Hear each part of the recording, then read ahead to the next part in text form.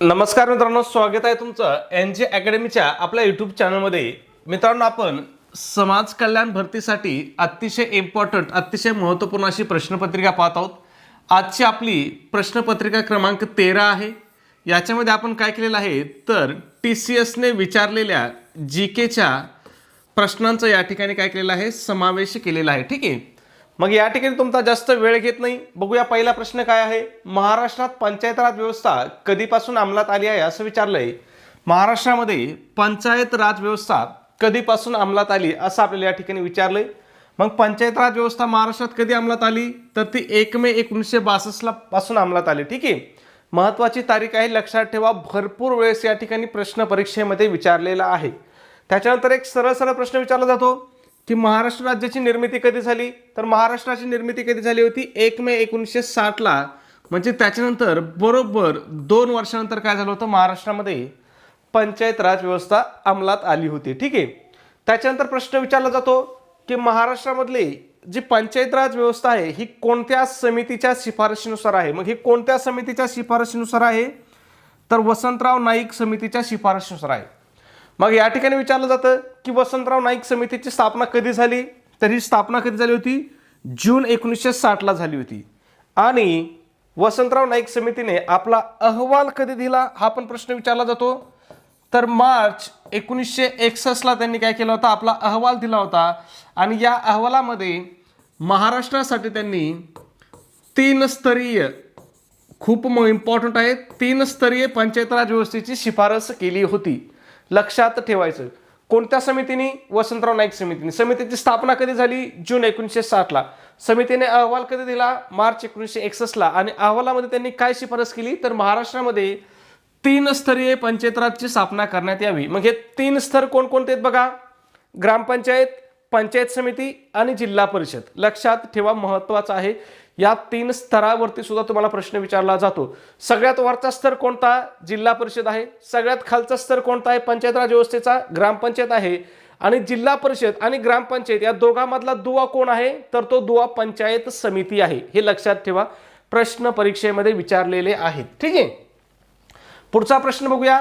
2 number, वारकरी संप्रदायाचा कळस असं कोणास म्हणतात, तर संत तुकाराम महाराजांना वारकरी संप्रदायाचा कळस म्हणतात। त्याच्यानंतर वारकरी संप्रदायाचे पाया रचणारे कोण असा प्रश्न विचारला होता TCS ने। मग संत ज्ञानेश्वरांना पाया रचणारे म्हणतात। वारकरी संप्रदायाच्या भिंती उभारणारे कोण आहेत तर संत नामदेव हे वारकरी संप्रदायाच्या भिंती उभारणे आहेत। आणि वारकरी संप्रदायाचे खांब होणारे कोण आहेत तर संत एकनाथ हे काय आहेत, खांब होणारे आहेत। आणि कळस कोणाला म्हणतात वारकरी संप्रदायाचा तर तो संत तुकाराम महाराजांना म्हणतात। महत्त्वाचा आहे, TCS नेच प्रश्न विचारला होता। ठीक आहे, पुढचा 3 नंबर, 1956च्या भाषावार प्रांत पुनर्रचना कायद्यानुसार भारतात सर्वप्रथम अनुक्रमे किती भाषिक राज्य व केंद्रशासित प्रदेशाची निर्मिती करण्यात आली। किती वेळेस प्रश्न विचारलाय हा की 1956चा कोणता कायदा होता, भाषावार प्रांत पुनर्रचना कायदा। ह्या कायद्यानुसार भारतामध्ये सर्वप्रथम किती राज्य आणि केंद्रशासित प्रदेशाची निर्मिती करण्यात आली असं आपल्याला या ठिकाणी विचारलेलं आहे। मग किती राज्य आणि केंद्रशासित प्रदेशाची निर्मिती करण्यात आली होती तर या ठिकाणी 14 राज्य आणि 6 केंद्रशासित प्रदेश। त्याच्यानंतर प्रश्न विचारला जातो, भाषावार प्रांत पुनर्रचना कायदा कधी झाला तर हा 1956 ला झाला। त्याच्यानंतर या ठिकाणी बघा, आपल्याला मला वाटतं काल का परवाच प्रश्न होता की राज्य पुनर्रचना आयोगाची स्थापना कधी झाली तर कधी झाली होती 1953 ला। ह्या आयोगाचे अध्यक्ष कोण होते तर न्यायमूर्ती फाजल अली। ठीक आहे, फाजल अली हे काय होते, ह्या आयोगाचे अध्यक्ष होते, म्हणून यालाच काय म्हटलं जातं, फाजल अली आयोग म्हटलं जातं। याच्यामध्ये एकूण 2 सदस्य होते। कोण होते ते 2 सदस्य, हृदयनाथ कुंजरू आणि KM पन्नीकर होते। यांनी आपला अहवाल कधी दिला तर डिसेंबर 1955 ला अहवाल दिला। आणि त्या अहवालाच्या आधारे 1956 ला काय झाला, भाषावार प्रांत पुनर्रचना कायदा झाला, किंवा त्यालाच राज्य पुनर्रचना कायदा असं सुद्धा म्हटलं जातं। मग लक्षात ठेवायचं। ठीक आहे, तुम्हाला हे जे डॉट आहेत ना प्रश्नामधले, हे डॉट तुम्हाला कनेक्ट करता आले पाहिजेत। जर तुम्ही कनेक्ट केले तरच तुमचा स्टडी काय, आपण त्याला स्मार्ट स्टडी म्हणू शकतो। ठीक आहे, पुढचा प्रश्न बघू, 4 नंबर, चेरापुंजी हे ठिकाण कोणत्या राज्यात आहे। कोणतं ठिकाण विचारलंय की बाबा चेरापुंजी हे जे ठिकाण आहे हे ठिकाण कोणत्या राज्यात आहे असं विचारलंय। मग चेरापुंजी कोणत्या राज्यामध्ये आहे तर मेघालय राज्यामध्ये आहे। त्याच्यानंतर मेघालय राज्यामधलं कोणत्या जिल्ह्यात आहे चेरापुंजी? तर खासी जिल्ह्यात आहे. महत्वाचं आहे, लक्षात ठेवा. कोणत्या जिल्ह्यामध्ये? खासी जिल्ह्यात. आणि या ठिकाणी काय होती? खासी ही आदिवासी जमात आढळते. याच्यावरती सुद्धा प्रश्न विचारलेला आहे की खासी ही आदिवासी जमात खालीलपैकी कोणत्या राज्यामध्ये आढळते? तर कोणत्या राज्यामध्ये आढळते? मेघालयमध्ये आढळते. मेघालयमधल्या खासी जिल्ह्यात आढळते. ठीक आहे. आता या ठिकाणी तुम्हाला हे चेरापुंजी का महत्वाचं आहे? तर लक्षात ठेवा, चेरापुंजी या ठिकाणी काय होतं? 1177 सेंटीमीटर पाऊस पडतो आणि मौसिनराम या ठिकाणी 1178 सेमी पाऊस पडतो. म्हणजे हे दोन्ही ठिकाणं काय आहेत? जगामधील सर्वाधिक पर्जन्याचे ठिकाण आहेत. लक्षात ठेवा, भारतामधील सर्वाधिक पर्जन्य तर इथं पडतंयच, पण जगामधलं सुद्धा सर्वाधिक पर्जन्य या ठिकाणी काय होतंय? पडतंय. मग तुम्हाला दोन्ही लक्षात ठेवायचे आहेत. मौसिनराम आणि चेरापुंजी कोणत्या राज्यामध्ये आहेत? दोन्ही पण मेघालय राज्यामध्ये आहेत. आणि हे कशामुळे प्रसिद्ध आहेत? तर या ठिकाणी काय आहे? जगातील सर्वाधिक पाऊस या ठिकाणी पडतो, सगळ्यात जास्त पाऊस. ठीक आहे. पुढचा प्रश्न बघू. त्याच्या अगोदर एक छोटीशी पण अतिशय महत्वाची अशी सूचना मित्रांनो, आपण या ठिकाणी समाज कल्याण भरतीसाठी अतिशय महत्त्वपूर्ण, अतिशय इम्पॉर्टंट अशी टेस्ट सिरीज या ठिकाणी सुरू केलेली आहे. आपल्या टेस्ट सिरीजचं वैशिष्ट्य काय असणार आहे? तर या टेस्ट सिरीजमध्ये TCS पॅटर्ननुसार संपूर्ण अभ्यासक्रमावर आधारित अशी आपली ही टेस्ट सिरीज असणार आहे. मग या टेस्ट सिरीजमध्ये तुम्हाला काय काय भेटेल मित्रांनो? तर या ठिकाणी बघा, तुम्हाला 10 टेस्ट पेपर भेटतील. त्याचबरोबर TCSने घेतलेल्या अतिशय IMP अशा 100 प्रश्नपत्रिका तुम्हाला या ठिकाणी उत्तरासहित मिळतील. आता तुम्हाला TCSने घेतलेल्या प्रश्नपत्रिकेचा किंवा TCS पॅटर्ननुसारच्या परीक्षेचा का अभ्यास करायचा आहे? तर तुम्हाला माहिती आहे समाज कल्याण विभागाची भरती कोण घेणार आहे? तर TCS घेणार आहे. आणि जर तुम्ही TCSचे आतापर्यंतचे पेपर पाहिले असतील तर TCSचे जवळपास 90% प्रश्न काय होत आहेत? पुन्हाची परीक्षेमध्ये जशाच तसे काय होत आहेत? रिपीट होत आहेत. म्हणून तुम्हाला ह्या TCSने घेतलेल्या प्रश्नपत्रिका काय आहेत? अतिशय इम्पॉर्टंट आहेत. ठीक आहे. त्याच्यानंतर या टेस्ट सिरीज सोबत आपण काय करत आहोत? तर फ्रीमध्ये अतिशय IMP अशा नोट्स तुम्हाला प्रोव्हाइड करत आहोत. मग यामध्ये कोणकोणत्या विषयाच्या नोट्स आहेत बघा. मराठी आहे, इंग्रजी आहे, गणित व बुद्धिमत्ता आहे, इतिहास, भूगोल, राज्यशास्त्र, ह्या सगळ्या विषयाच्या नोट्स तुम्हाला या ठिकाणी प्रोव्हाइड केल्या जातील. मग मित्रांनो, जर तुम्ही आपल्या एवढ्या नोट्सचा जरी अभ्यास केला तरी तुम्ही परीक्षेमध्ये या ठिकाणी 170 प्लस मार्क या ठिकाणी पहा, परीक्षेमध्ये 170 पेक्षा जास्त मार्क तुम्ही या ठिकाणी अगदी सहज घेऊ शकता. आणि जर एवढे मार्क घेतले तर तुमचं सिलेक्शन काय होणार? 100% तुमचं सिलेक्शन या ठिकाणी होणार. ठीक आहे. मग या ठिकाणी लक्षात घ्या, आपल्या या संपूर्ण मटेरियलची प्राइस किती मित्रांनो? तर 250 रुपये प्राइस आहे. परंतु त्याच्यामध्ये सुद्धा विद्यार्थ्याच्या मागणीस्तव आपली जी ऑफर आहे ही आपली ऑफर आज सुद्धा चालू आहे. मग जर तुम्ही ऑफरनुसार टेस्ट सिरीज घेतली तर ही तुम्हाला आज किती रुपयाला मिळेल? फक्त आणि फक्त 139 रुपयाला तुम्हाला ही टेस्ट सिरीज मिळेल. मग हे 139 रुपये तुम्हाला कुठं पे करायचे? तर तुमच्याकडे गुगल पे असेल, फोन पे असेल, त्या ठिकाणी आपला नंबर आहे बघा 96 89 14 16 30. पुन्हा एकदा सांगतो 96 89 14 16 30 हा आपला गुगल पे फोन पे नंबर आहे. याच्यावरती तुम्हाला काय करायचंय? 139 रुपये पे करायचे आहेत. आणि पे केल्यानंतर त्याचा एक काय करायचं मित्रांनो? एक स्क्रीनशॉट काढायचा आहे आणि हा स्क्रीनशॉट मला व्हॉट्सॲपला शेअर करायचा आहे. व्हॉट्सॲपला सुद्धा आपला हाच नंबर आहे 96 89 14 16 30. तुमचा स्क्रीनशॉट मिळाल्याबरोबर तुम्हाला 2 मिनिटांमध्ये मित्रांनो या ठिकाणी संपूर्ण मटेरियल काय केलं जाईल? या ठिकाणी प्रोव्हाइड केलं जाईल. जे मटेरियल काय असणार आहे? परीक्षेच्या दृष्टीने अतिशय उपयुक्त, अतिशय इम्पॉर्टंट असणार आहे. ठीक आहे. पुढचा प्रश्न बघू आपण. प्रश्न क्रमांक किती आहे? तर प्रश्न क्रमांक 5 आहे. काय विचारलंय बघा, महाराष्ट्रात गोदावरी नदीवर कोणते धरण बांधले आहे? कोणत्या नदीवरती विचारलंय? गोदावरी नदीवरती कोणते धरण बांधले आहे असं विचारलंय. थोडासा कॉमन प्रश्न होता, तुम्हाला सगळ्यांना उत्तर माहिती आहे.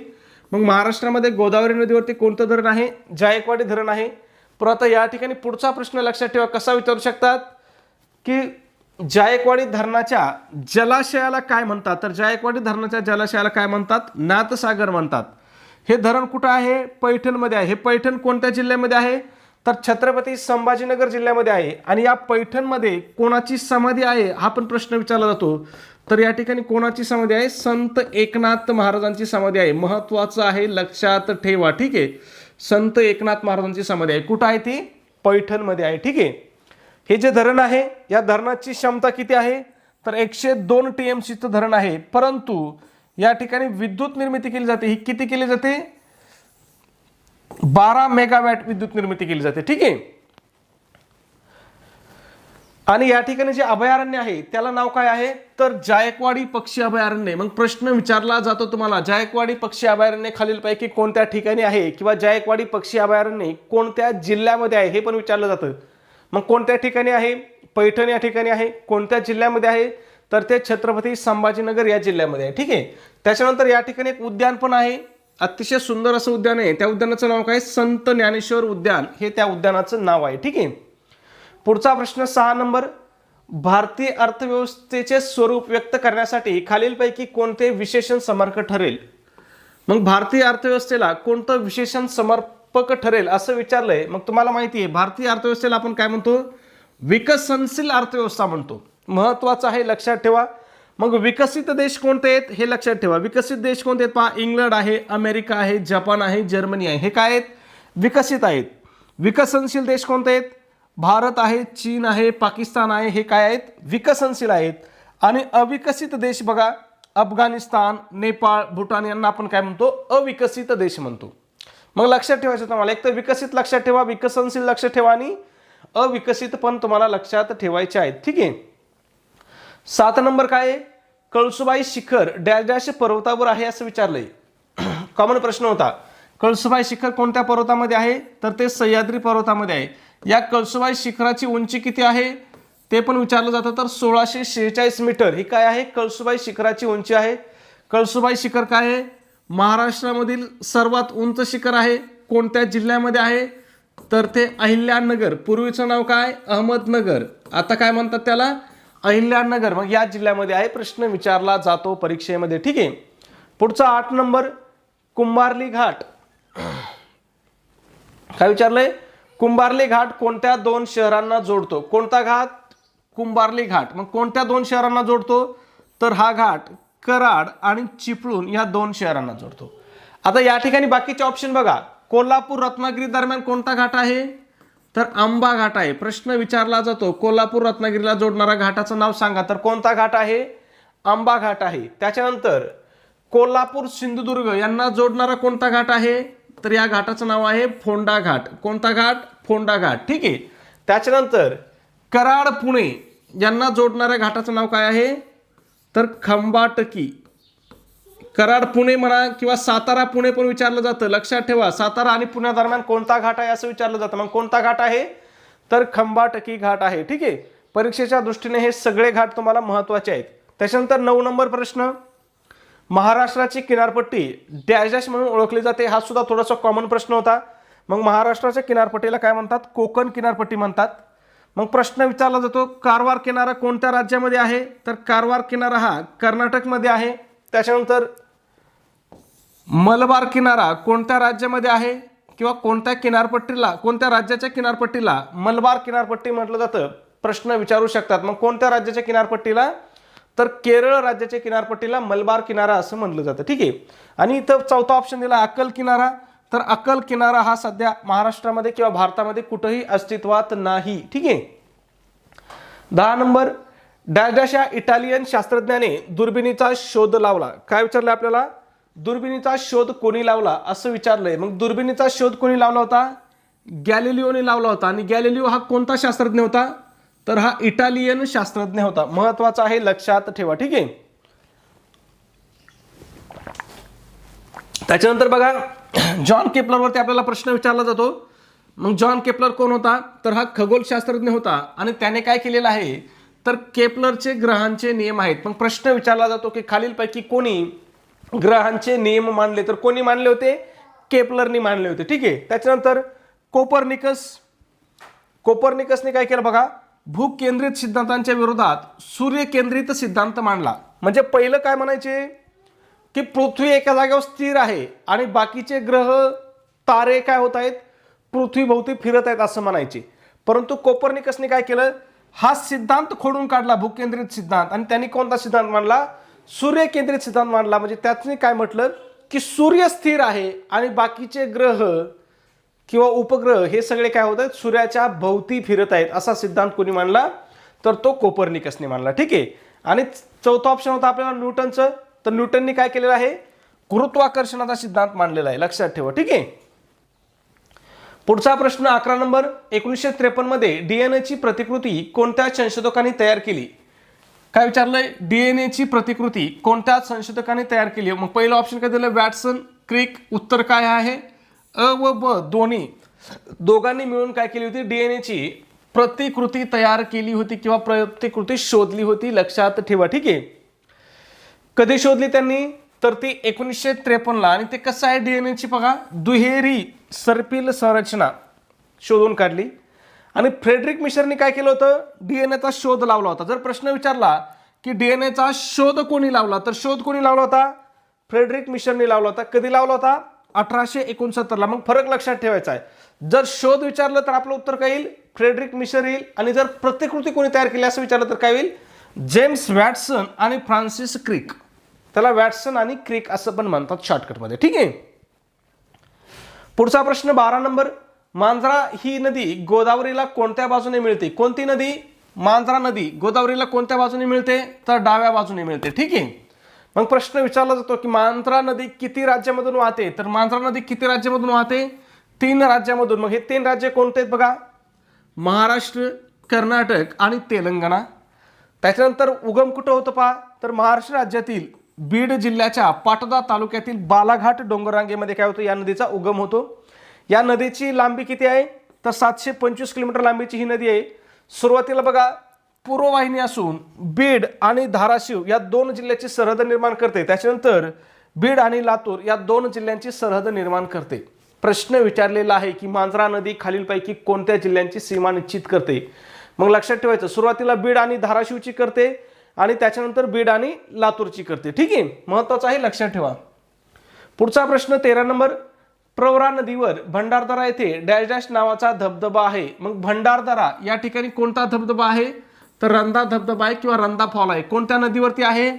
प्रवरा नदीवरती आहे. आणि हे कोणत्या जिल्ह्यामध्ये आहे? तर हे अहिल्यानगर जिल्ह्यामध्ये आहेत. हे पण लक्षात ठेवायचं. ठीक आहे. त्याच्यानंतर प्रश्न विचारला जातो की हा मार्लेश्वर धबधबा कोणत्या जिल्ह्यामध्ये आहे? तर हा रत्नागिरीमध्ये आहे. लिंगमळा धबधबा कोणत्या जिल्ह्यामध्ये आहे? तर हा साताऱ्यामध्ये आहे. आणि सौताडा धबधबा कोणत्या जिल्ह्यामध्ये आहे? तर हा बीड जिल्ह्यामध्ये आहे. ठीक आहे. लक्षात ठेवा, परीक्षेमध्ये यांच्यावरती प्रश्न विचारले जात आहेत. पुढचा 14 नंबर प्रश्न आहे आपला, डॅश ही उल्हास नदीची उपनदी आहे. आता काय विचारलंय की उल्हास नदीची उपनदी कोणती आहे? त्या दिवशी प्रश्न होता आपल्याला खालीलपैकी कोणती नदी उल्हास नदीची उपनदी नाही असं विचारलं होतं. आज आहे असं विचारलंय. मग बघूया, काळू, वैतरणा, सावित्री, तेरेखोल. तर यापैकी काळू हीच काय आहे? वैतरणा नदीची महत्वाची उल्हास नदीची महत्वाची उपनदी आहे. ठीक आहे. त्याच्यानंतर प्रश्न विचारला जातो की उल्हास नदीचा उगम कुठं होतं? तर उगम कुठं होतं पहा? लोणावळ्या जवळच्या राजमाची परिसरामध्ये तिचा उगम होतो. ही नदी किती जिल्ह्यामधून वाहते पहा? तर 3, पुणे, रायगड आणि ठाणे जिल्ह्यामधून 122 किलोमीटरचे अंतर पार करते. म्हणजे कोकणामधील सर्वात लांब नदी कोणती आहे? तर उल्हास नदी ही कोकणामधील सर्वात लांब नदी आहे. आणि ही कोणत्या खाडीमधून मिळते समुद्राला? तर वसईच्या खाडीमधून ती समुद्रास मिळते. ते पण काय परीक्षेच्या दृष्टीने महत्वाचं आहे. ठीक आहे. 15 नंबर प्रश्न आहे आपला, धरमतरची खाडी कोणत्या नदीच्या मुखात आहे? कोणती खाडी विचारलंय? धरमतरची खाडी. मग ही कोणत्या नदीच्या मुखामध्ये आहे? तर ही आंबा नदीच्या मुखातील खाडी आहे. ठीक आहे. त्याच्यानंतर बघा, वैतरणा नदीवर कोणती खाडी आहे? दांतीवाऱ्याची खाडी आहे. उल्हास नदीवरती कोणती खाडी आहे? वसईची खाडी आहे. कुंडलिका नदीवरती रोह्याची खाडी आहे. सावित्री नदीवरती बाणकोटची खाडी. वशिष्ठी नदीवरती दाभोळची खाडी. शास्त्री नदीवरती जयगडची खाडी. शुक नदीवरती विजयदुर्गची खाडी. खूप इम्पॉर्टंट आहेत या खाड्या. हवं तर तुम्ही स्क्रीनशॉट काढून ठेवा. परीक्षेच्या दृष्टीने ह्या खाड्या काय आहेत? खूप महत्वाच्या आहेत. ठीक आहे. पुढचा 16 नंबर बघूया, तापी व गोदावरी नद्यांची खोरी डॅश डॅश डोंगर रांगामुळे विभागली आहेत. कोणाची विचारले पहा? तापी आणि गोदावरी. मग ही खोरी सातमाळा अजिंठा डोंगर रांगामुळे काय झालेत? विभागलेली आहेत. याच्या अगोदर सुद्धा आपण प्रश्न पाहिलेला आहे की कोणत्या डोंगर रांगामुळे कोणती खोरी विभागलेली आहे. ठीक आहे. त्याच्यामुळे इथे स्पष्टीकरण द्यायची काही जास्त गरज नाही. 17 नंबर, महाराष्ट्रात सर्वात मोठी नदी प्रणाली. कॉमन प्रश्न किती वेळेस रिपीट झालाय? कोणती आहे महाराष्ट्रातील सर्वात मोठी नदी प्रणाली? तर ती आहे गोदावरी नदी प्रणाली. ठीक आहे. पुढचा 18 नंबर, रायगड जिल्ह्यातील महाड येथे चौदार तळे सत्याग्रह डॉक्टर बाबासाहेब आंबेडकर यांनी कधी केला असं विचारले. मग महाड येथील चौदार तळ्याचा सत्याग्रह कधी केला होता, तर तो 20 मार्च 1927 ला केला होता. त्याच्यानंतर प्रश्न विचारला जातो की डॉक्टर बाबासाहेब आंबेडकरांनी चौदार तळे सत्याग्रह कुठं केला, तर हा कुठं केला, महाड या ठिकाणी केला. महाड कोणत्या जिल्ह्यामध्ये आहे, तर हे रायगड जिल्ह्यामध्ये आहे. ठीक आहे. आता लक्षात ठेवायचं तुम्हाला 20 मार्च हा जो दिवस आहे हा सामाजिक सबलीकरण दिन म्हणून सध्या साजरा केला जातो, लक्षात ठेवा. ठीक आहे. त्याच्यानंतर मनुस्मृती दहन तुम्ही ऐकलं असेल, खूप चर्चेचा विषय आहे. मग हे मनुस्मृती दहन कधी केलं होतं, तर हे 25 डिसेंबर 1927 ला केलं होतं. ठीक आहे. आणि कोणत्या ठिकाणी केलं होतं, तर हे सुद्धा महाड या ठिकाणीच केलं होतं. ठीक आहे. पुढचा आणि आपला शेवटचा प्रश्न पहा. रघुराम राजन कोणत्या क्षेत्राशी संबंधित आहेत असं विचारलंय. मग या प्रश्नाचं उत्तर काय करायचं मित्रांनो, तुम्हाला कमेंटमध्ये सांगायचं आहे. सबस्क्राईब केलं नसेल तर लगेच सबस्क्राईब करा. व्हिडिओ आवडला असेल तर प्लीज व्हिडिओला एक लाईक करा आणि व्हिडिओ कसा वाटतो हे सुद्धा कमेंटमध्ये नक्की सांगत चला. ओके, धन्यवाद.